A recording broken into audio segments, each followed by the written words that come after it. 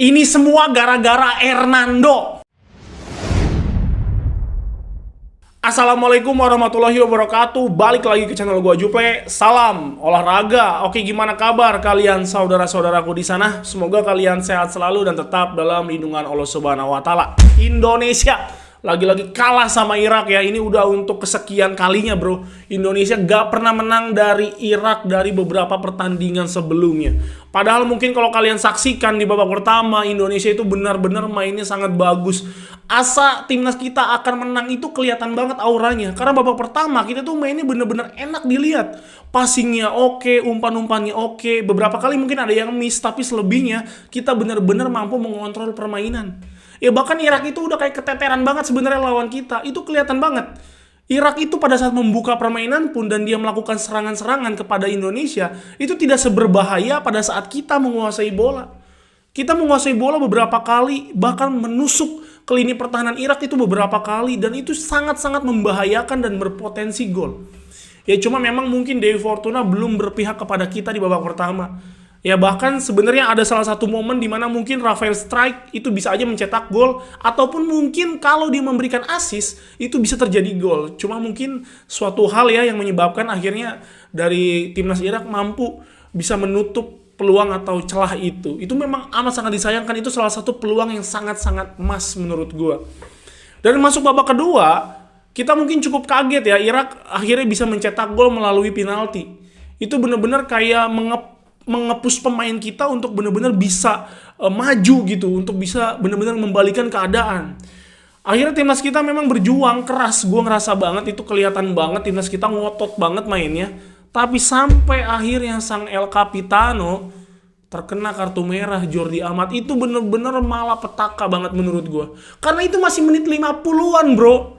Ya, Jordi Amat ini menurut gue memang pemain bagus ya, tapi beberapa kali dia tuh kadang suka melakukan keputusan-keputusan yang kurang tepat menurut gue, tanpa ada maksud gue offense ya ke Jordi Amat. Karena menurut gue sebenarnya Jordi Amat itu inisiatifnya sebenarnya bagus. Dia beberapa kali masuk ke lapangan tengah ya mungkin untuk mensuplai permainan Indonesia, tapi beberapa kali juga pada saat tim lawan menguasai bola dan Jordi Amat mampu dilewati oleh pemain-pemain Irak, itu menyebabkan Jordi Amat mau nggak mau melakukan pelanggaran memang untuk menghentikan hal-hal buruk yang mungkin bisa aja terjadi.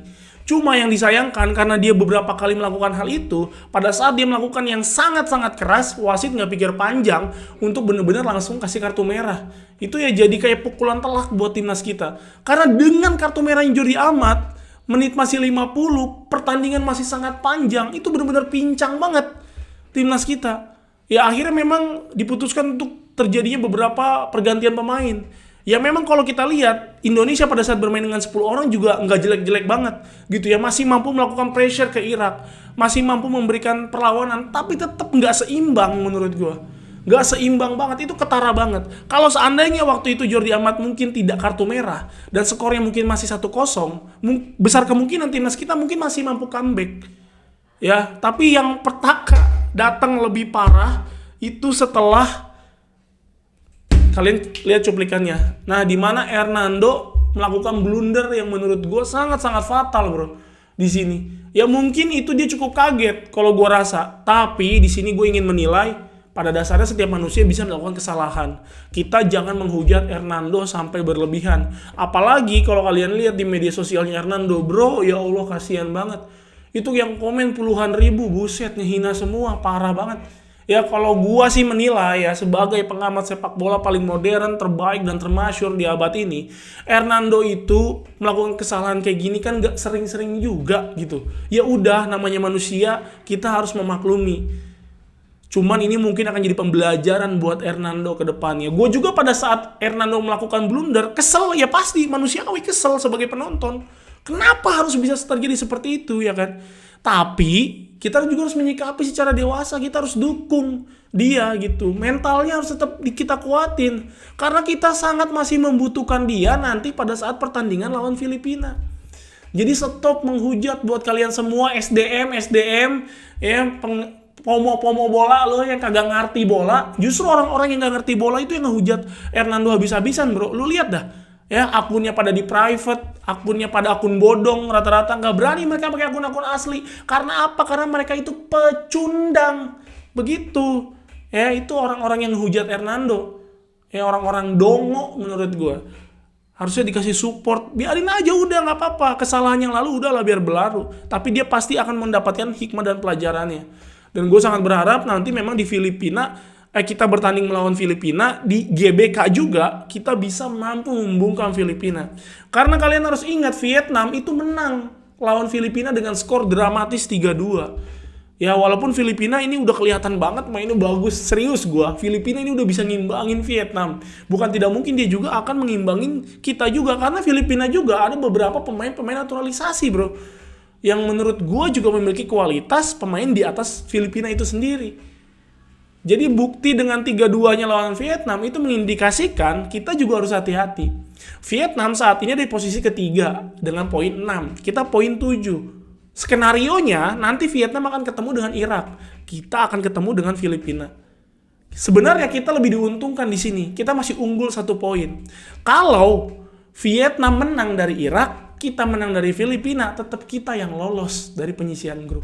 Jadi sebenarnya Irak sendiri besar kemungkinan menurut gua mereka bisa jadi ya tidak akan menurunkan pemain squad utamanya, bisa jadi.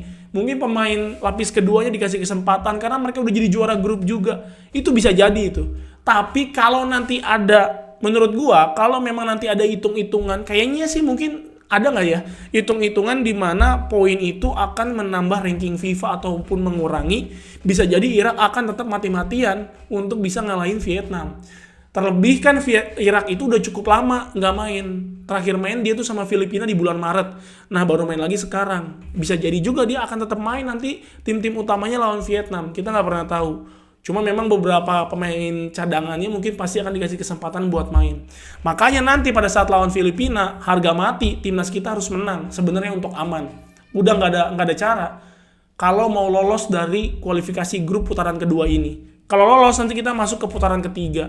Tapi jujur aja, gue sangat yakin timnas kita akan lolos. Akan lolos, bener-bener akan lolos, yakin gue, yakin-yakinnya. Vietnam lawan Irak itu nggak semudah itu bro untuk menang. Bisa mereka menang, bisa memang. Tapi nggak semudah itu, Irak itu bukan tim sembarangan. Berapa kali ditekan sama timnas kita, dia tuh mampu tetap tenang sebenarnya. Ya jadi, karena Irak memang udah lebih berpengalaman, menurut gue nanti Irak kemungkinan besar bisa jadi paling minim draw lah sama Vietnam. Ya tapi bisa kemungkinan tetap menang. Sedangkan timnas kita tetap akan menang lawan Filipina dan kita akan mendampingi Irak lolos ke fase berikutnya. Nah menurut gua untuk netizen-netizen yang agak-agak bolot di sana, di luar sana ya, stop menghujat pemain-pemain timnas kita ketika melakukan kesalahan-kesalahan. Buat apa melakukan hal seperti itu kalau kalian sendiri nggak ada kontribusi nyata, cuma bisa bacot doang. Ya kalau bagian menang lu puji-puji lu ya, bagian kalah lu hujat-hujat lu. Netizen goblok emang kalau menurut gua. Lu harus tetap ngelihat dari banyak aspek. Pemain-pemain kita udah berjuang, udah berapa kali juga main bagus. Kalau sesekali main blunder, oke. Ya walaupun mungkin fatal sebenarnya akibatnya. Dan gua sangat berharap nanti kedepannya nggak ada lagi blunder-blunder seperti ini. Sangat-sangat berharap gua. Ya, Hernando adalah salah satu kiper yang bagus di masa ini dan yang masa yang akan datang. Kita sama-sama harus support buat dia bisa bangkit lagi dari keterpurukan ini. Oke, gimana nih menurut kalian terhadap pertandingan ini? Kalian punya sudut pandang apa? Atau pemain siapa yang mainnya underperform? Karena menurut gue di lini tengah, termasuk Marcelino mainnya tidak terlalu sebagus biasanya. Mungkin karena dia banyak dikunci ya. Gue nggak tahu juga. Dan mungkin pemain-pemain lain yang seharusnya masih bisa mengeluarkan potensi terbaiknya. Seperti jenderal lapangan tengah kita, Tom Haye ya, yang mungkin agak kurang oke karena cuaca panas dan lain-lain, kita nggak tahu. Ya gimana coba menurut kalian? Kalian tulis di kolom komentar. Assalamualaikum warahmatullahi wabarakatuh. Salam olahraga.